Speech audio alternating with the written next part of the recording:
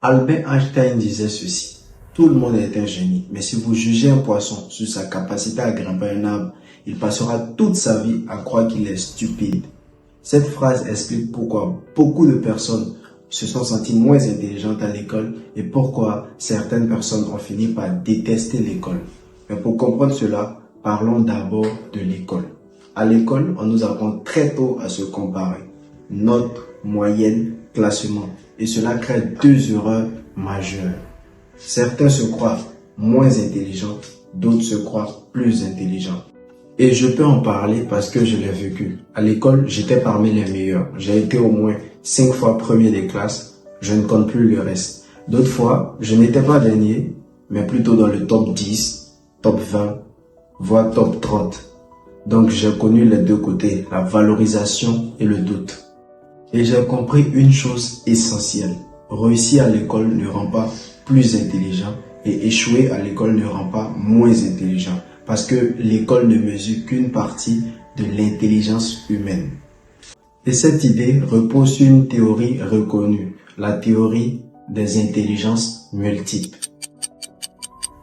En 1983, le psychologue Howard Gardner a proposé la théorie des intelligences multiples. Il explique que l'intelligence n'est pas unique, elle est différente et multiple chez chacun.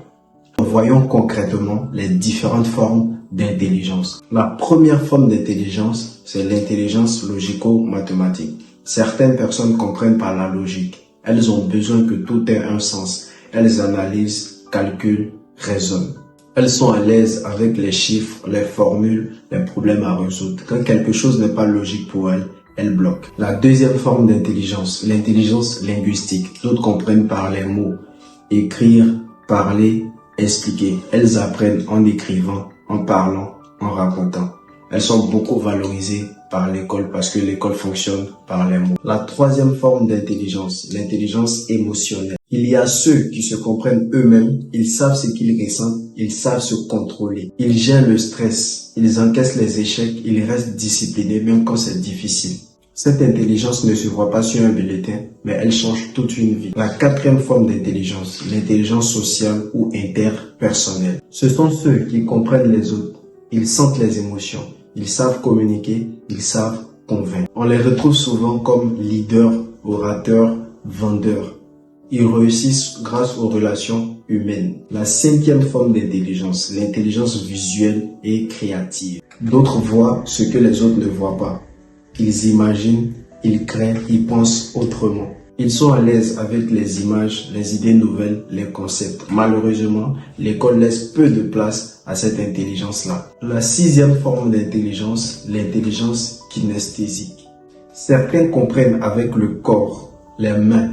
Ils ont besoin de faire, de toucher, d'expérimenter. Assis trop longtemps, ils décrochent. Mais dans l'action, ils sont excellents. La septième intelligence, l'intelligence musicale. Il y a aussi ceux qui comprennent par le son, le rythme, les vibrations. Ils reconnaissent naturellement une mélodie, ils sentent le tempo. Pour eux, le monde a un rythme. La dernière forme d'intelligence, il s'agit de l'intelligence naturaliste. Et puis il y a ceux qui comprennent le vivant, la nature, le cycle, l'environnement. Ils comprennent ce que beaucoup de personnes ignorent. Maintenant que tu connais les 8 formes d'intelligence, la vraie question, c'est qu'est-ce que tu vas en faire maintenant? Mettre son intelligence à profit. Quand tu connais ton intelligence dominante, tu peux apprendre plus vite, t'adapter à l'école et réussir dans la vie à ta manière. Mais soyons honnêtes, l'école ne valorise pas toutes les intelligences de la même manière. Mais il y a une très grande nuance à connaître sur l'école. L'école n'est pas parfaite, mais le savoir reste une richesse immense. C'est à toi de connaître comment ton intelligence se manifeste et de t'épanouir à l'école. Le vrai problème, ce n'est pas l'école. Le problème, c'est de croire que l'école définit toute ton intelligence. Après avoir regardé cette vidéo, ne te crois ni supérieur ni inférieur. Comprends où est ton intelligence, développe-la et utilise l'école comme un outil. Et à chaque fois que tu vas te sentir moins intelligent ou inférieur, souviens-toi de ces grands noms. Albert Einstein qui a été rejeté à l'école, Thomas Edison qui a été traité d'attardé mais qui a réussi finalement à inventer l'ampoule électrique, et Elon Musk qui a été traité d'attardé par sa maîtresse de classe. Mais aujourd'hui, Elon Musk fait partie des hommes les plus riches de ce monde. Pour terminer cette vidéo, dites-moi en commentaire parmi ces 8 formes d'intelligence, comment se manifeste votre intelligence et racontez-moi vos expériences par rapport à ce sujet. Je sais que beaucoup vont se reconnaître là-dedans.